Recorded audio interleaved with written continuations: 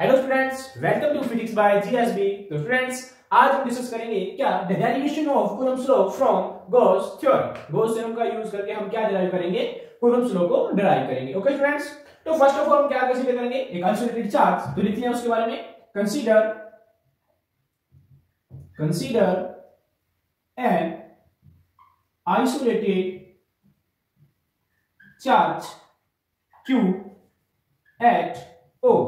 ठीक है, यहाँ पे हमारे पास कोई भी O पॉइंट है जो मान लीजिए हमारा ओरिजिन होगा किसी भी सेंटर के लिए। ओके, यहाँ पे क्या चार्ज है, Q चार्ज प्लेस्ड है। ओके, नेक्स्ट लिखते हैं, now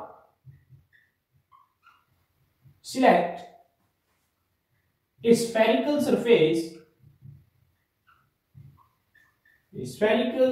surface having radius r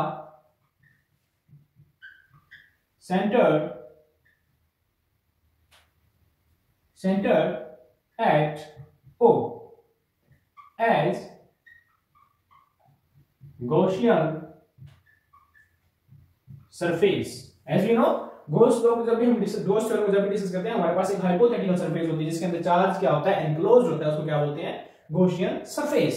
okay, तो क्रिएट करते हैं, रेडियस r हम कंसीडर करेंगे और इसके अराउंड क्या करते हैं, हम यहां पर ये जो सेंटर है इसके अराउंड एक गॉसियन सरफेस इस तरह से क्रिएट करेंगे।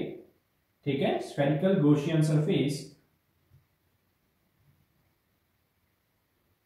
ये हमारे पास स्फेरिकल गॉसियन सरफेस है। Okay, this is our spherical Gaussian surface having radius r। इसकी रेडियस क्या है, r, और सेंटर इज O। ओके, ये क्रिएट करेंगे, r is a radius. Okay, ये कंसीडर करने के बाद हम क्या करते हैं, the electric field, the magnitude of electric field, the magnitude of E means electric field is say at every point on the surface। यहीं पे लिख देते हैं on the surface। ये जो हमारी सरफेस है इसकी किसी भी पॉइंट पर आप इलेक्ट्रिक फील्ड चेक करोगे तो वो क्या आएगी, मैग्नीट्यूड क्या आएगा, उसका सेम आएगा। ये हमने यहाँ पे क्या किया, स्फेरिकली सिमेट्रिक हमारे पास क्या है, एक सरफेस है। Okay, now consider a small area element ds vector in the direction of E।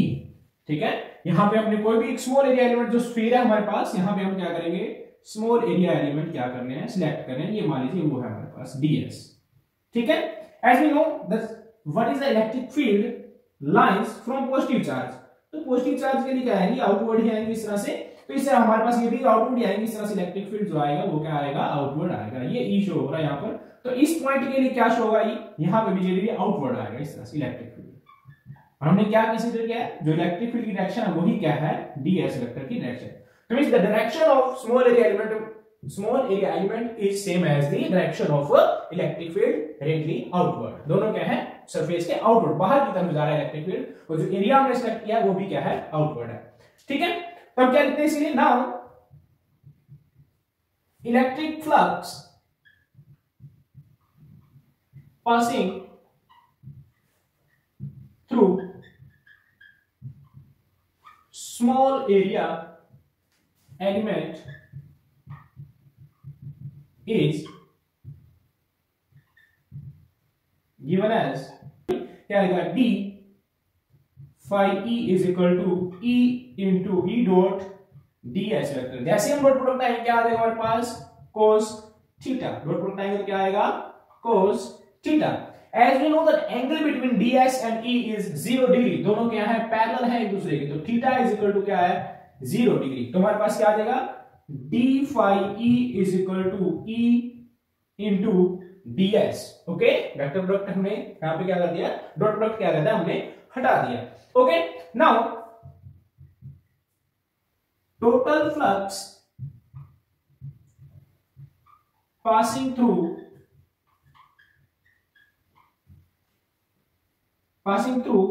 complete spherical surface. Complete spherical surface की हम बात करते हैं तो उसमें से क्या, इस इक्वेशन का हम क्या कर देंगे, इंटीग्रेशन कर देंगे। तो हमारे पास क्या आ जाएगा, phi E is equal to E into D S close the integral. तो क्या है हमारे पास, इलेक्ट्रिक फील्ड तो सभी पॉइंट पे सेम है, तो हम क्या करेंगे, इलेक्ट्रिक फील्ड को रखेंगे बाहर and complete integration of ds। क्या है हमारे पास, स्फीयर का क्या होता है सरफेस एरिया, वो हमें पता है, is equal to e into 4 pi r square, r is the radius. तो क्या रिलेशन है हमारे पास, phi e is equal to e into 4 pi r square, ये हमारे पास रिलेशन आ गई है। Okay, but we know from Gauss theorem, Gauss theorem हमें क्या रिलेशन प्रोवाइड करवाती है, तो वो उसको राइट करते हैं अभी हम, ठीक है। बट ओके, वन सेकंड, इसको कर रहा हूं, रीड कर रहा हूं मैं।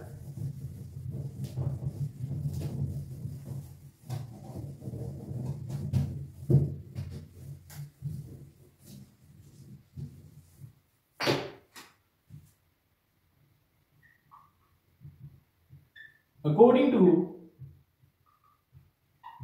गोस थ्योरम, गोस थ्योरम क्या वैल्यूएशन प्रोवाइड करती है, E is equal to Q by epsilon not.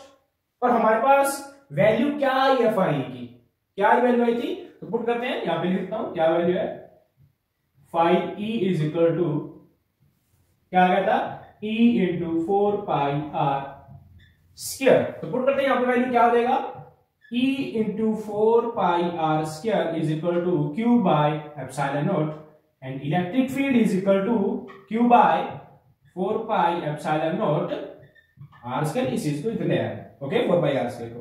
तो इलेक्ट्रिक फील्ड मेरे पास ये आ गया, ठीक है। Now let me consider that A charge Q not is present at point, any point of A given surface. मान लीजिए यहां पे क्या है, Q नॉट चार्ज प्रेजेंट है, तो यहां पे Q चार्ज प्रेजेंट है, यहां पे Q नॉट चार्ज है, ठीक है। But is the force between two given charges with respect to electric field, ठीक है। इलेक्ट्रिक फील्ड की फॉर्म में क्या रिलेशन आएगी, फोर्स एंड इलेक्ट्रिक फील्ड में, वो जानते हैं हम। Now consider a Q naught test charge on the surface of spherical, on the surface, बस इतना लिखते हैं, on the surface Q naught and force between Q and Q naught is given as, ठीक है। इलेक्ट्रिक फील्ड की form में force कैसे बताओगे, इस Q नॉट चार्ज के ऊपर क्या आ जाएगा हमारे पास, क्या F is equal to Q naught into E। हमने इलेक्ट्रिक फील्ड इंटेंसिटी की डेफिनेशन पढ़ी थी, तो हमारे पास ये रिलेशन आया था, ओके, उसी को हम यहाँ पे यूज कर रहे हैं। तो now we know electric field, value of electric field F is equal to